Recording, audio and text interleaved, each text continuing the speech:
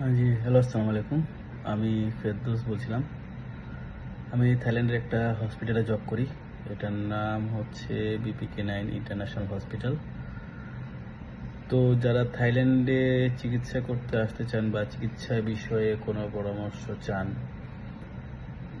তারা আমার ইউটিউবের এই পেজে এসে কমেন্ট করতে পারেন এবং আমি চেষ্টা করব আপনাদেরকে চিকিৎসা বিষয়ক যে কোনো ধরনের সহায়তা করার জন্য এবং বিশেষ করে ইনফরমেশন আমরা যেটা চাই যে ইনফরমেশন, তো ইনফরমেশনের যে ইস্যুগুলো আপনাদের জানতে ইচ্ছা করে বা জানা প্রয়োজন, সেটা আমিও আপনাদের সাথে শেয়ার করতে পারি।